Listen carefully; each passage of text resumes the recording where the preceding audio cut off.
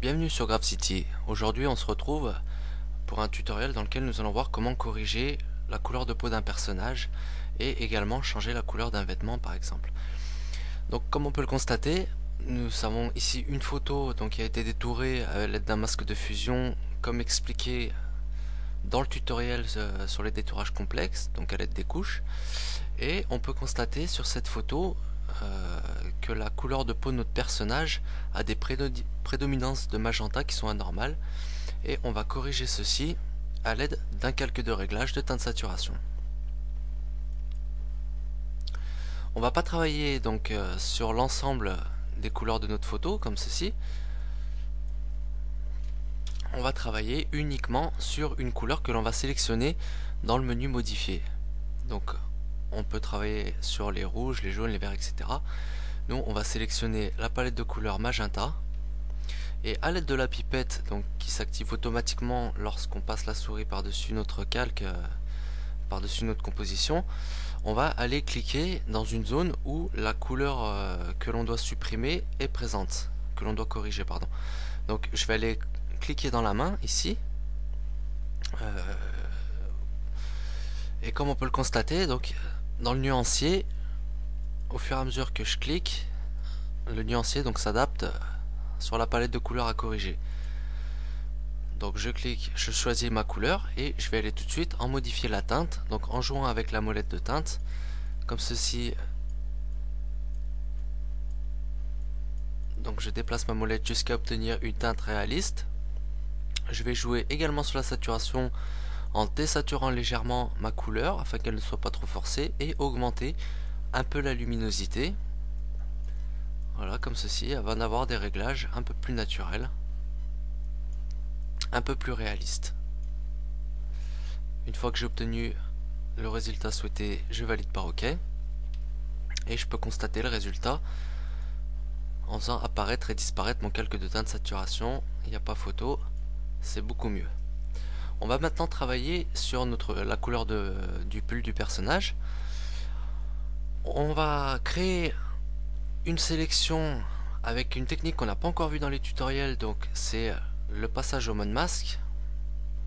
Donc on passe au mode masque en cliquant sur cette icône ici. En mode masque, on travaille comme pour les masques de fusion, donc c'est-à-dire en noir pour masquer les éléments, en blanc pour les faire apparaître, et avec des nuances de gris pour obtenir des transparences. Une fois que j'ai choisi ma couleur noire, je vais prendre un pinceau et je vais simplement peindre les éléments de mon personnage que je souhaite sélectionner. Donc bien sûr ça demande beaucoup plus de précision que la manière dont je m'y prends ici. Donc comme ceci, vous sélectionnez votre personnage très finement, vous adaptez la taille de vos brosses, et si par exemple comme à cet endroit vous débordez, tout simplement vous prenez votre pinceau blanc et vous corrigez votre erreur comme ceci.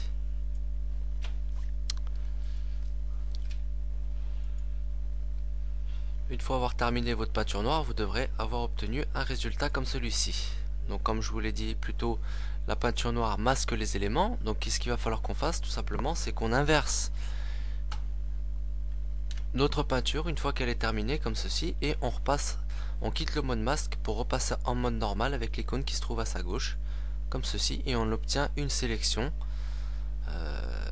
de l'élément que l'on souhaite, sur lequel on souhaite travailler.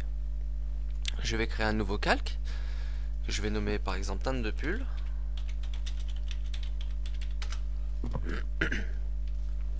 Et auquel je vais appliquer directement un masque de fusion comme ceci. Je vais maintenant pouvoir aller choisir une couleur, voilà, comme ceci, un bleu par exemple, et en travaillant donc sur le calque et pas sur le masque de fusion, je vais aller remplir mon pull comme ceci, par exemple avec un pinceau, ou tout simplement en allant dans édition, remplir avec la couleur de premier plan. Et je n'ai plus qu'à travailler sur les modes de fusion de mon calque afin d'obtenir le meilleur résultat.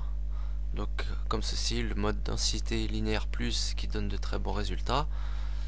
On peut essayer aussi densité couleur moins, voilà, ça fait des teintes blanches, lumière linéaire, teinte. Vous faites vos essais chez vous jusqu'à trouver le meilleur résultat. Donc je vais rester sur densité linéaire moins. Vous pouvez également jouer sur l'opacité de votre calque comme ceci. Donc voilà une première méthode avec laquelle on peut modifier donc la couleur d'un vêtement. On va voir donc une deuxième méthode. On va refaire un clic sur notre masque de fusion afin d'en récupérer la sélection. Donc un contrôle-clic sur la vignette du masque. Et on va créer par exemple un calque de balance des couleurs. Donc quand on a une sélection active comme sur cet exemple et qu'on choisit un calque de réglage, le masque de fusion joint se crée automatiquement. Donc on va prendre un calque de balance des couleurs et de la même manière, donc là la sélection a disparu, mais si je modifie la couleur, on voit très bien que vu que le masque est créé, les modifications se font uniquement sur les détails qui ont été sélectionnés. Donc par exemple on va créer un pull, je sais pas moi, orange, voilà, en ajoutant des teintes de rouge et de jaune dans les trois gammes, donc ton foncé, ton moyen et ton clair, voilà comme ceci. Voir après conserver la luminosité ou pas. On valide par OK. On joue avec les options de fusion jusqu'à obtenir un résultat agréable. Voilà, comme ça le mode produit qui donne un résultat très réaliste. Et on joue sur l'opacité de notre calque afin d'obtenir le résultat souhaité. La troisième solution consiste à créer par exemple un calque de teinte saturation. Donc comme on a vu pour le travail sur la peau.